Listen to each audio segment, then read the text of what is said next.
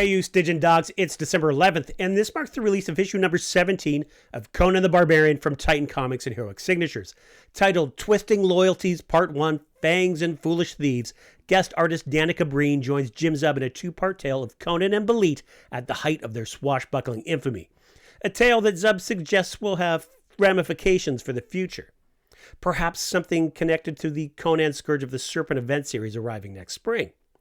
When at Fan Expo Canada, I had a chance to ask Jim Zub about the Moncton-based artist's involvement in the series, and I've got to say that Jim was pretty darn enthusiastic about Brine's work, and if you check it out on social media, I think you will be too.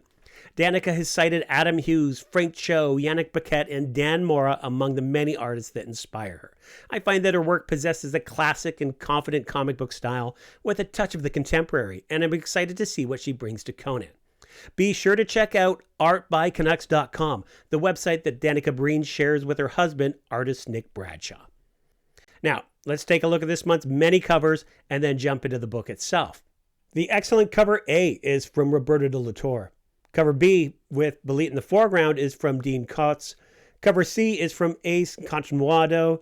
The whimsical and bound to be controversial cover D is from Denis Medri. And honestly, I can't help but be reminded of Jason Momoa as he appears in the new Minecraft movie. And finally, I quite like this cover E from Stephanie Lavaud, Conan and Belit in poses that conjure images of Art Deco statuary. I think it's quite nice. And onto the issue.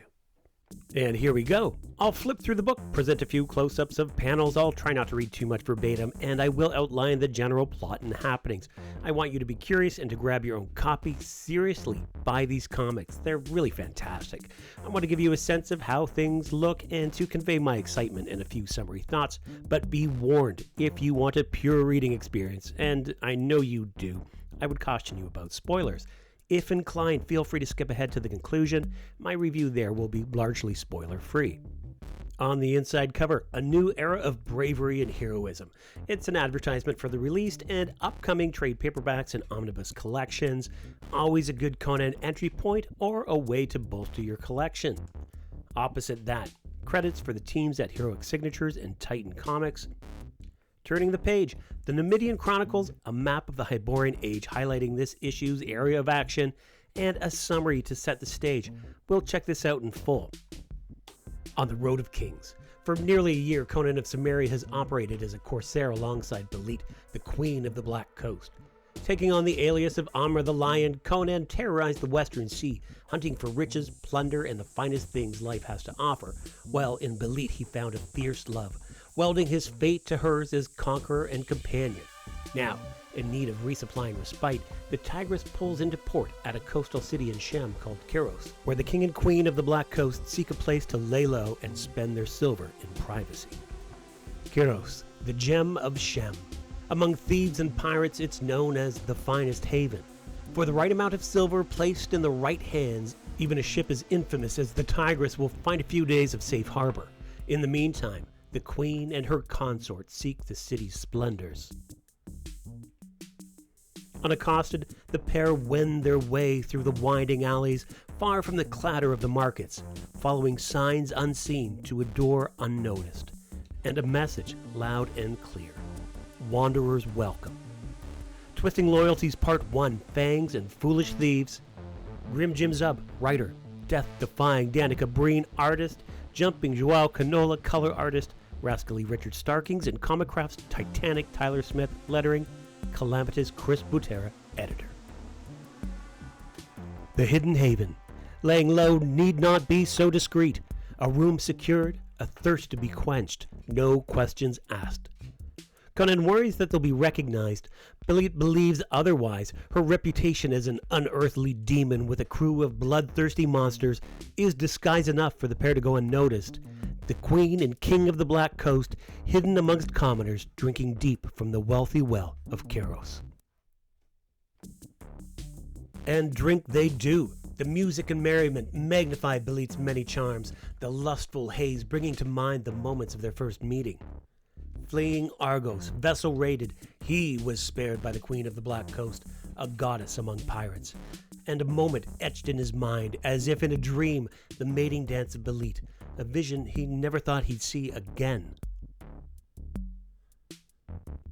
In a dream, Once more, a surging dream, powerful and passionate, erotic and eternal, a perfect moment. His queen is beauty unbound, a deity of desire. I think this is a wonderful two-page spread from Danica Brine here. The tavern is entranced by her silent spell, and attention is drawn in whispered tones. The pair, a rare breed of love, a bond not paid in gold. And it's sexy time, Conan. Under silver moon, away from ship, welded unto one, onward to eternity. It's pretty hot. Love's languor, away from the tigress, and a beautiful, boundless life, anything for the taking. But all that Conan desires is enough for tomorrow, in his arms, this present, with his fearless and ambitious queen of the Black Coast. The whispered tones of thieves, though not so silent, and the royal retinue is roused. There can be no more slip-ups. With well-practiced grace, 4 rogues descend. A sharpened blade made ready for robbery, met by the steel strength of the stirring Cimmerian. Amra the lion fearlessly faces each new foe as the lioness Belit unleashes a lethal lunge. The bandit and Belit on the balcony and the edge of disaster, the queen of the Black Coast, balance regained, would see them both brought to oblivion, as Conan teaches a lethal lesson to this lesser lout. The grimacing gunnerman gains the advantage and promises the lion the reaper's repose. Angry axe, hoisted by heft, its head finds home twixt heroes' hands, and the hunter's blade is brought to bear. Belit, too, refuses to yield, biting deep to turn the tide. Her assailant acquiesces. Well, Conan might not slay an unarmed woman. Belit beckons for a blade. The defalcator, desperate for a deal, offers details to the deadly bastards. The fangs of the serpent, a precious Stygian artifact, and the gold used for its purchase, all for the taking. Conan knows it's best to stay clear of those Stygian dogs and their twisted faith. Belit disagrees. She wants the treasure and as much Stygian blood as they can spill. Next issue, Poison Fangs. So ends issue number 17 of Conan the Barbarian and the debut of Danica Brine on art duty. And what a decadent and lush debut it was. I'm left excited for issue number 18 and the action that Jim Zub seems to be promising. Check out the conclusion for more thoughts. And a reminder, this is a 2-issue arc from Brine, and it'll be followed by 2 issues from Doug Braithwaite. Now, fear not, fans of Rob de la Torre. He will be returning to these pages, but not before we see his work in The Savage Sword of Conan number 7 and the much-anticipated return of Roy Thomas. This is slated to be in stores on February 26th.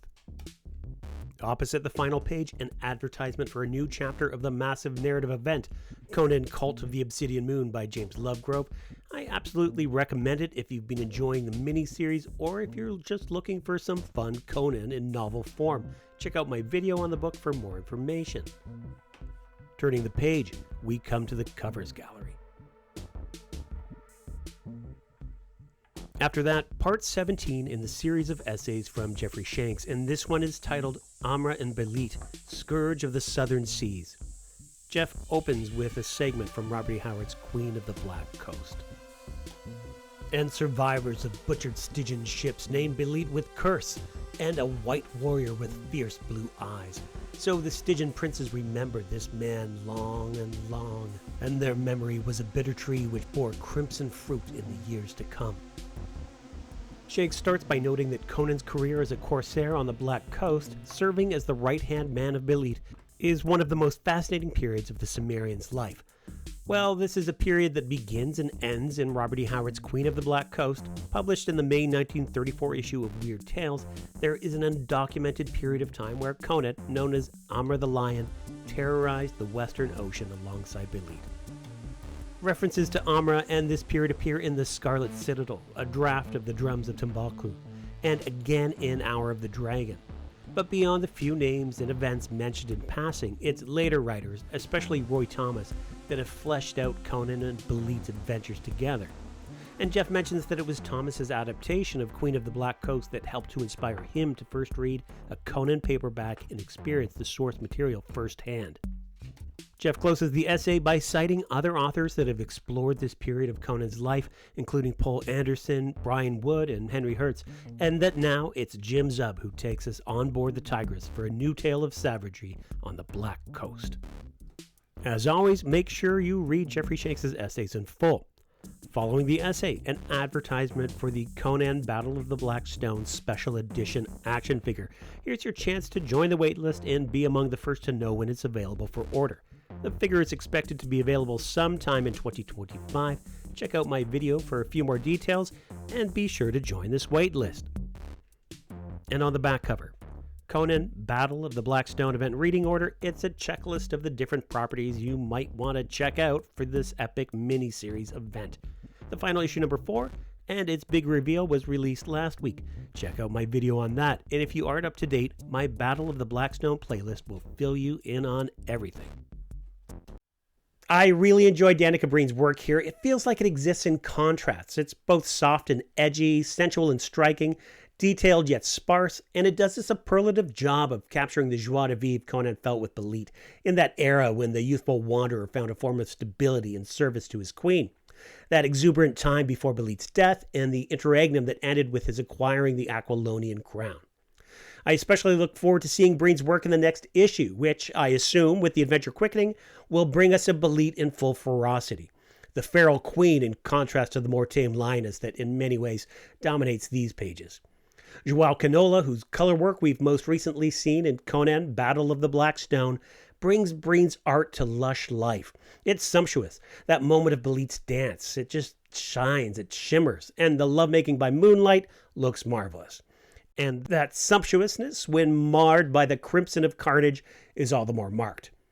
With a sexy caper featuring Conan and Belit, a band of foolhardy thieves, and the beginnings of a bound-to-be thrilling heist, Jim Zub has given us solid respite from the heavy tone of the Blackstone event series and the pensive exploration of the Frost Giant's daughter that we saw in issues 13 through 16.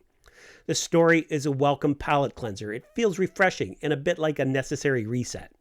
With the next issue promising to culminate in the spilled blood of those set-worshipping Stygian Dogs, I'm left pretty eager for the new year. Something else to look forward to next year is the release of 2 new Conan novels.